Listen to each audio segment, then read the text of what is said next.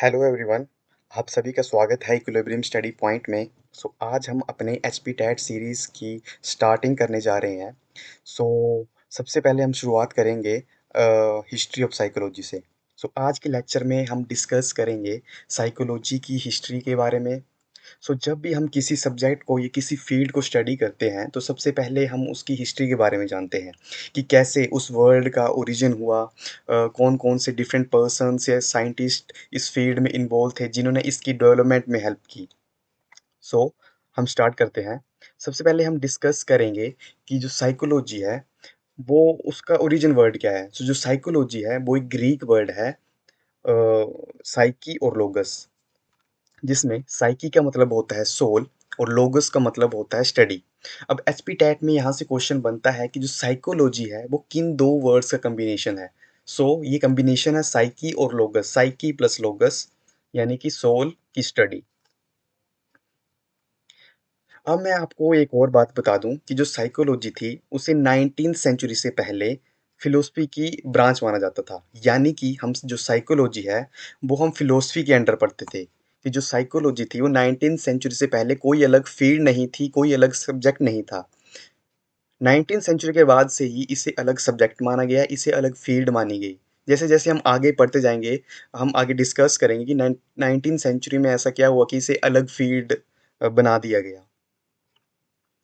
सो जो different psychologist थे उन्होंने साइकोलॉजी की डेफिनेशन डिफरेंट टाइम पीरियड में डिफरेंट दी। यानी कि साइकोलॉजी की जो डेफिनेशन थी वो कांस्टेंट नहीं थी, वो डिफरेंट टाइम पीरियड में चेंज होती गई। सबसे पहले थी 16th सेंचुरी में स्टडी ऑफ सोल, इसे सोल की स्टडी माना जाता था। 17th सेंचुरी में इसे स्टडी ऑफ माइंड बोला गया बाई पोम्पोन्जी। अब 19th सेंचुरी आ गई और इसे साइंस ऑफ कॉन्शियसनेस बोला गया विल्हेल्म बुंडेंट के द्वारा। अब 19th सेंचुरी में विल्हेल्म बुंडेंट ने साइकोलॉजी को एक अलग ही फील्ड का दर्जा दे दिया। यानी कि विल्हेल्म विल्हेल्म बुंडेंट जो थे वो थे फादर ऑफ मॉडर्न साइकोलॉजी भी ने बोला जाता है, फादर ऑफ एक्सपेरिमेंटल साइकोलॉजी भी बोला जाता है। आप ये नोट कर लें, ये भी कई बार क्वेश्चन पूछ लिया जाता है। इन्होंने साइकोलॉजी को एक अलग फील्ड में लेके गए और आगे आगे इसकी डेवलपमेंट होती गई। इन्होंने इसे फिलोसफी से अलग कर दिया। नेक्स्ट है 20th सेंचुरी। यहाँ से जेबी बुर्सन ने बोला कि जो साइकोलॉजी है वो स्टडी ऑफ बिहेवियर है। यहाँ से क्वेश्चन बनता है कि जो साइकोलॉजी थी उसकी 16th सेंचुरी में क्या डेफिनेशन थी। 16th सेंचुरी में इसकी डेफिनेशन थी स्टडी ऑफ सोल। या फिर यहाँ पे ये क्वेश्चन भी बन जाता है कि जो स्टडी ऑफ बिहेवियर, साइकोलॉजी की जो डेफिनेशन है स्टडी ऑफ बिहेवियर, वो किस साइकोलॉजिस्ट ने बोला था। तो ये बोला था जेबी वॉटसन ने। या फिर विल्हेल्म बुंडेंट ने साइकोलॉजी की क्या डेफिनेशन दी थी, तो इन्होंने दी थी साइंस ऑफ कॉन्शियसनेस। अब इन्हीं डेफिनेशंस के बेस पे वुडवर्थ ने एक स्टेटमेंट लिखी थी या बोली थी कि first psychology lost its soul, then its mind, then it lost its consciousness, it still has the behaviour of sort. So एचपी टैट में कई बार ऐसा होता है कि जो लाइंस लिखी होती हैं बुक में या फिर कई साइकोलॉजिस्ट ने लाइंस बोली होती हैं वो डायरेक्ट पूछ ली जाती हैं कि ये जो डेफिनेशन है या फिर ये जो लाइन है वो किसने बोली है। आप ये भी नोट कर लें अच्छे से। अब नेक्स्ट है बुक्स। अब बुक्स भी काफ़ी इंपॉर्टेंट हैं क्योंकि इनसे भी एचपी टैट सी टैट में क्वेश्चन बनता है। विलियम जेम्स थे, इन्होंने प्रिंसिपल ऑफ साइकोलॉजी पब्लिश की थी 1890 में, जिसमें इन्होंने साइकोलॉजी को डिफाइन किया था the description and explanation of state of consciousness. यहाँ से ये भी क्वेश्चन बन जाता है, ये पूछा भी गया है कि जो प्रिंसिपल ऑफ साइकोलॉजी बुक है वो किसने लिखी है या फिर ये कब पब्लिश हुई है। नेक्स्ट है विलियम मैकडूगल। इन्होंने 1905 में बुक लिखी थी फिजियोलॉजिकल फिलोसफी एंड इन्होंने साइकोलॉजी को डिफाइन किया था as a science of behaviour और लिखा था कि psychology may be best and most comprehensively defined as positive science of the conduct of living creature. अब विलियम मैकडूगल ने ही 1908 में एक और बुक पब्लिश की इंट्रोडक्शन टू सोशल साइकोलॉजी और उन्होंने इसमें बिहेवियर वर्ड ऐड किया।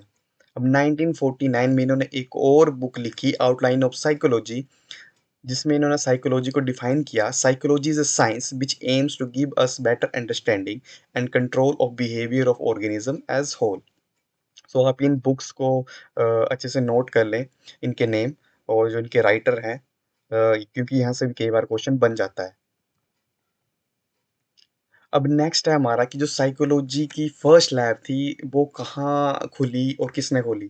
तो जो साइकोलॉजी की फर्स्ट लैब थी, वो खोली थी विल्हेल्म वुंडट ने लीप्ज़िग, जर्मनी में 1879 में। सो जैसा कि मैंने आपको पहले ही बोला कि विल्हेल्म वुंडट जो हैं वो फादर ऑफ एक्सपेरिमेंटल साइकोलॉजी भी हैं और विल्हेल्म वुंडट का रोल काफ़ी ज़्यादा है साइकोलॉजी में।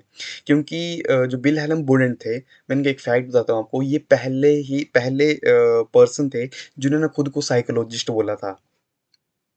और आज तक की जितनी भी साइकोलॉजी है, जो इन्होंने बेस बनाया था साइकोलॉजी पे, उसी पे ही डेवलप हुई है आज तक की साइकोलॉजी।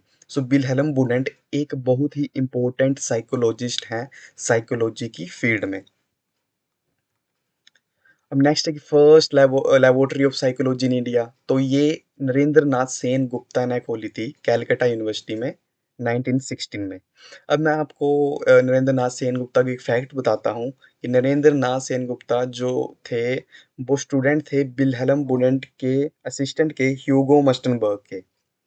सो आप जितने भी साइकोलॉजिस्ट पढ़ोगे मैक्सिमम जो हैं वो विल्हेल्म वुंडट से कनेक्ट ही होंगे, क्योंकि या तो मैक्सिमम उनके असिस्टेंट के स्टूडेंट्स होंगे या फिर उनके स्टूडेंट्स के स्टूडेंट्स होंगे।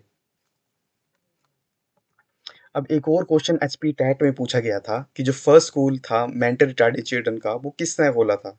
तो वो खोला था सीग्विन ने।